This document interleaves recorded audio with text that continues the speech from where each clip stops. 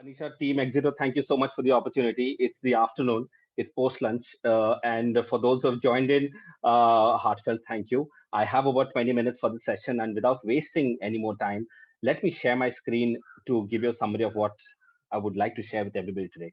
Now, of course, you saw the initial the theme of the summit. It was like because strengthening online platforms. As I started building the deck and fleshing out with everything, all the data, yes, of course, we are strengthening online platforms. Out there emerged a much bigger theme, which I actually wanted to start with, which is the untapped India e-commerce opportunity. And I know a lot of you right now might be thinking, untapped, what untapped? We've had such a big exit like Flipkart. Why is it untapped? I will tell you why it's untapped, because this was a surprise even to me. Because after this presentation, what I hope to convey to you and everybody here is that I don't think we've even scratched the surface. I'm no expert, but I am a very, very close beneficiary of the huge uptick we've seen in e-commerce over the last 5 years to 6 years. And I'm here to summarize that over the next couple of slides. Now, why are we so excited about India and e-commerce? Firstly, India is the fifth largest retail market. Now, to put that in perspective, we say that there are still untapped opportunities in one of the top five markets. That itself is huge to begin with. And secondly, we are saying that we're going to see almost a doubling of the current retail market with 11% CAGR, which is far higher than the other top four markets ahead of us because, of course, smaller base advantage. Now, for you, me, and everybody else in the ecosystem, what does that mean for us? Let's double click on that. Retail, as you know, breaks up into organized and unorganized retail. Now, unorganized retail is very tough to influence, crack at scale because processes, software, technologies are difficult to proliferate through unorganized market. But so what is relevant for us today is what part of this market is actually addressable? What is the organized market? Now, here, unfortunately, if we look at the 2019 numbers, we are lagging behind at 17%. And why is that? If we were to narrow down on a couple of reasons off the top of my head, simply put, the number of large format retailers, big box retailers, malls are far lower in India than the other developed markets. I mean, of course, we have the disadvantage of having a very large population, but still, zero point 0.8 malls per million people compared to 36, it's a no contest. We aren't going to bridge that gap. Secondly, the cost of rentals is very high. If you look at the footnote here, it's about 20 to 25% in India and China, whereas it's about 10 to 15% in the USA. Now, in spite of that, projections and experts say that we are going to scale 17% to almost 31%. Now, my question when I saw this data, and your question, I'm guessing, would be how is this going to happen? Because, of course, malls aren't going to suddenly come up in to fix this zero point 0.8 to 36 gap in 5 years. Secondly, the cost of real estate is definitely not going to go down. Here is when I can offer you a clue. The reason why I say that 20 to 25% is in India and China is because this is one of the key reasons why experts expect India to at least part mimic the way China has evolved, which means e-commerce is actually poised to be India's organized retail. That is why what is $40 billion dollars today in e-commerce market, we expect it to jump five times to about $200 billion by 2025. Now, now where is this number coming from? And this number is coming from the penetration. If I look at what percentage of organized retail is actually happening online, currently it's about 4%. It's very minuscule. And to think that there's so much action, so much press, so much funding in just this 4%, so much investment in technology in just this 4%. Now, when that increases to 11% of the market, that's the reason why, as I was building these slides, I started realizing that although we have seen a lot of action, I personally think we are just getting started. And what is actually driving this story? If you ask me, if you look at the last 3 to 4 years, an average of 27 million new online shoppers entered the ecosystem every year. Now that number is almost going to be double per year over the next 5 years. What is driving that? Yes, of course, cheap data. Yes, of course, more affordable handsets. But data, internet, and access has been finally democratized. So we are expected to have about half a billion social media users by 2025. Just let's currently today we are at about maybe 320, 330 million social media users, but half a billion social media users, that's a massive opportunity just staring at us. That's why If you look at the way the e-commerce market is structured today, you'll see that there are horizontal platforms, vertical platforms, which at one point of time were thought to be very niche. Well, they are clocking massive numbers and raking in funding, serving millions of customers. That's not a niche market anymore. Stage three, what is niche today? Whether it is a e-commerce or an app serving, selling athleisure wear, or say handmade chocolates or kids toys. Our bet, seeing how the market is going to grow, is that today's niche is going to end up becoming tomorrow's market. So to double click on that, we we have data around different factors that are actually propelling or are going to propel India along this path, and I can broadly highlight it into four. And this data is from a list that was published by the Boston Consulting Group, and these are the four that actually spoke out to me. Today's niche is tomorrow's market. Now, the niche has historically been frowned upon, saying that this is too small for to build a significant business in, and that is actually an opportunity. And I'll explain why. Because for an incumbent FMCG brand or a consumer brand, it may not make sense to divert its resources to focus on a niche till it attains some critical mass. But that doesn't mean that the consumer need is met or the unmet need is not there. This is where you would find that a lot of entrepreneurs are building businesses today which are purely scaling distribution based on online platforms, both their own direct to consumer platforms and partner channels. Secondly, given that these brands that are being born today are, are online first brand, it's not an option for them. They have to be accessible to the consumer whenever and wherever the consumer wants to reach out to the brand, which means customer support, customer engagement is not happening over telephone and emails anymore. It has spilled over to Instagram direct messages, Twitter direct messages, WhatsApp.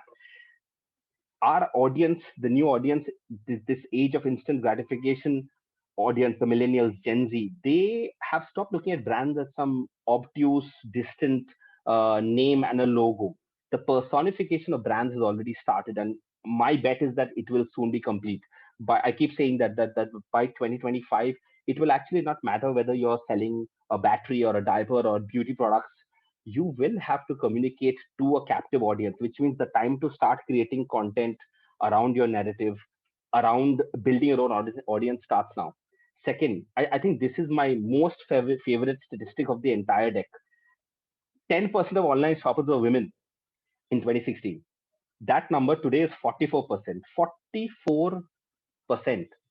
This is obviously when you see something change 2x, 3x, this is a massive shift, which means that not only has spending on categories like fashion, like beauty, a lot of women first categories have gone through the roof.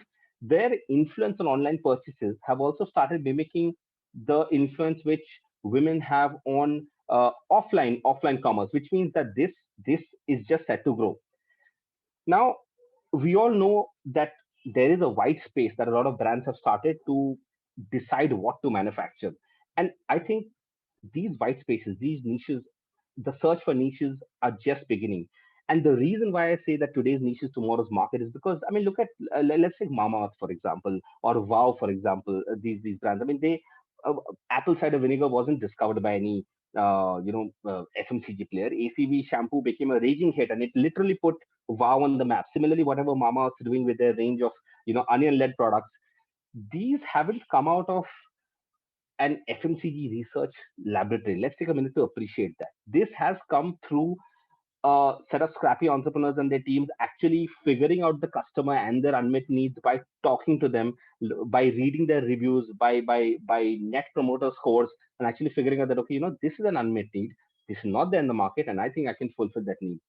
Now, if you push the discussion a little further, okay, I find an unmet need, but how do I actually serve the unmet need? Now, this is where I think building and contract manufacturing through third party players has really matured. And there are, I mean, at least my industry, I know in the beauty and personal care industry, there are a dozen players in the market in India within the country who do a really good job of making these products. So the barrier to entry has actually gone down. Of course, the minimum order quantity barriers still remain, but that doesn't mean that you can't bring your idea to life. This collapses the time to launch. And there is a slide later which I talk about how the launch cycle has been massively crunched in these last 2 to 3 years, at least e-commerce, what we are seeing. Similarly, once you have an idea and you make a product out of it, how do you still solve for discovery? After all, if you look at your marketing funnel, there still will be the four steps of awareness, interest, desire, and action. I think the horizontal platforms, whether it be Flipkart, Nykaa, Shopclose, Snapdeal, they're doing a fabulous job of enabling discovery because they literally give a level playing field. No matter if it's a 100-year-old FMCG company or if it's a new brand, you can bid on sponsored ads. You can set up your own visibility banners and solve for discovery. E-commerce, our understanding of it has also changed a lot. If you look at the time when we were starting out, say 2012, 2013, we still didn't understand how to build an e-commerce website on our own. I mean, we knew that we needed to have a tech team. We would probably leverage Magento, and it was not modular. It was not fixed plug and play. Now, with the rise of Shopify, WooCommerce, other platforms which enable plug and play e-commerce, the whole development cycle has been crunched. Of course, for the top 2% of the large teams who want very specific needs on their checkout page, on their say pop-up or exit interruption user journey flows, there will be constraints. But that doesn't take away from the fact that at least 95% of the people who want to build and entrepreneurs who want to just start a product, start a website to start reaching out their customers, it is you can really set it up in under 48 hours these days. Um, Now, these three slides were actually the most boring slides of the presentation because that's data and industry data.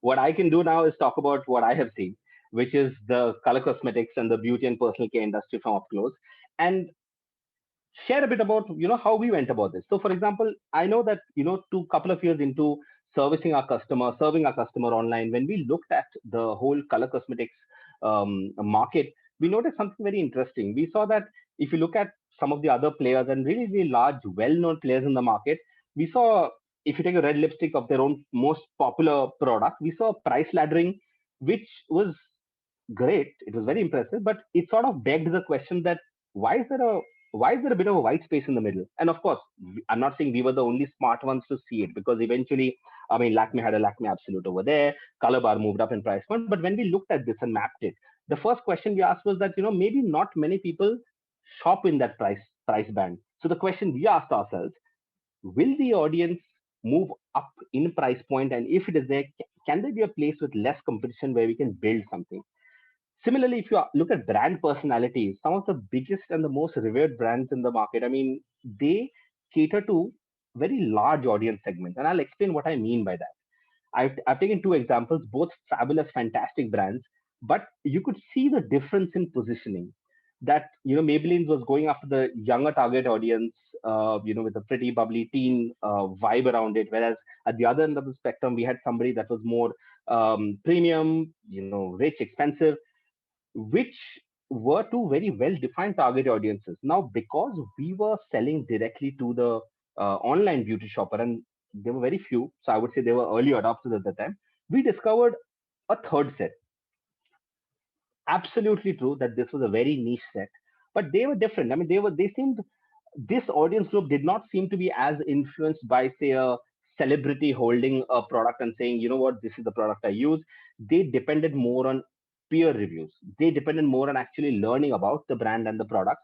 So this was interesting. And I still recall in 2017 there was this one review of one of our products which we received on Nykaa, one of our the first retailer that we actually started selling our products online on. It may look like just another review. It did look like just another review. But if you just take a minute to read the parts that I have shaded and understand who are we building for, something very vivid just jumps out. Now, this is an audience that says, I want world class quality, but I want it at one third or one fourth of the price. I don't have time for touch ups. I'm very busy. I'm impatient. I want to be delighted at first go because in a single swipe application, I should see the pigmentation. It should dry within 30 to 60 seconds. Don't make me wait. The color should not fade from the inner corner. So, if you look at this is what I push internally we have a huge culture of deconstructing reviews like these. And when you look at a review like this, you realize that, you know, to serve and satisfy our audience, we need to serve one, two, three, four, five, six, seven, eight, many different criteria. But as a company, as a brand, even if we serve maybe four or five or six out of that, we have a shot at having a winning product in this. So, how do you navigate the retail maze? It's very simple. Now, I look at it as almost like layers of an onion. Like you start with DTC, partner portal, general trade, modern trade, EBOs, kiosks, high street, and if you still have risk appetite beyond that, there is travel retail. It's never ending. But just for the focus of what we've gone through and what the scope of this presentation is, let's look at online only. So direct to consumer and partner portals. Why is it that it is becoming so easy and it is going to become even easier to launch your own DTC platform and to sell to audience using partner channels? The 2021 D2C stack is fairly simple. Magento is not mandatory at all. We started with Shopify in 2015 when we started, 2016 when we started. We are still on Shopify. It has scaled. We of course migrated plans, but that hasn't stopped us from, you know, serving. I mean, we get about 2 million hits per month in our on our website and app combined. But it is really easy to set up shop. You can almost set it up like you were setting up a blog. Now that you have set up your shop, and of course there are other examples, but this is the most popular one. How do you collect payment? Even that has been solved. We've been on PayU for a long while because we've been working with them for over 8 years, but Razorpay is also something we use right now. UPI, you know, I don't think we talk about it enough, but India literally, and I'm making a global statement because I'm sure knowledgeable ones would agree with me. India literally has one of the best payment, you know, unified payment stacks in the world. UPI, it's scary simple, and that is the reason why a lot of other wallet-based players are now, you know, finding that they don't have any business now that UPIs become so prevalent, real-time money transactions. So collecting payment has been solved. Um, Shipping and logistics. Now, okay, you've set up shop, you've decided how you're going to let the consumers pay, and you get your first order. What do you do then? Even that is solved. So there are players like Unicommerce, we work with them, disclaimer, that help you fulfill orders, which means pick, pack, dispatch, make picking lists, mark them as shipped. Okay, next you're going to ask me, how do we ship it? Even that has been solved. If you look at players like Picker or ShipRocket, I'm just using, you know, fungible players in the similar space. We work with Picker. They've aggregated everybody from FedEx to Express to Blue Dart, and they make it easy to ship your products to your end customer. Now you're going to ask me that, okay, having done that, once I ship it, how do I make sure that the consumer is notified when the delivery is happening, when you know, if it is late, when the cash on delivery money has to be kept ready? For that also you have something called Click Post. Lastly, once the shipping has happened, how do you reach out for customer relationship management? Is of course a very big term, but how do you engage the customer? Well, name it and you will have something. Email, there's MailChimp. SMS, there's Route Mobile. If you want to go fancy and start designing user journeys wherein customers may receive a app push notification or a web push notification based on certain predefined user flows. There's Web Engage, there's CleverTap. We work with CleverTap. So this part is sorted as of today, and over the next 5 years it's just going to get more advanced. So all of this is not gated. Anybody listening to this can access and actually build their own things. The only difference here, which we did not see earlier, is that because an e-commerce brand chooses digital first as an approach, the one thing which I think the brand ideally should not do is operate in a silo and say, okay, I'm just a website and I'm just going to sell, and that's all they're going to be. No, retail sales, retail happen into it. Either you grow through a distribution mechanism wherein you're working through super stockists, distributors, retailers, wherein you don't have a direct relationship with the audience. But if you have a direct relationship with the audience wherein you're selling digital, then you need to build an ecosystem wherein you have your own instagram channel YouTube, you know, maybe even your own assets subscribe. So moving forward, I would just say, I think we're just getting big, you know, getting started. I know that there were times when, for example, in um, Amazon or Flipkart, beauty or fashion would not get a top navigation category because they were too small. And look at where we are right now. We have not just top navigation presence, we have full blown verticals in specific verticals like beauty, like fashion, and there are many business models from cash and carry to sale or return to outright sale, which make it very easy to get started. To wrap up, I would just say that if you look at the last decade, you see how content creators have just proliferated. And why?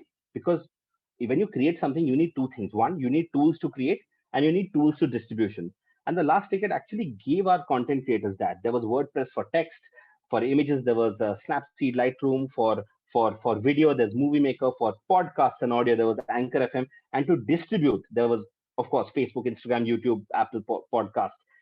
Now map the same thing and say what are the next decade is for e-commerce creators. Do we have what it needs to create? I think we do. We have contract manufacturing ready to plug in. We have white label customizing. We have small batch processing. Do we have distribution ready? I think we do. We have Shopify. We have partner portals. And if you really want to collect payment one-on-one, we also have solutions like Instamojo, wherein you can just send a link and collect easy payments. So this is already happening.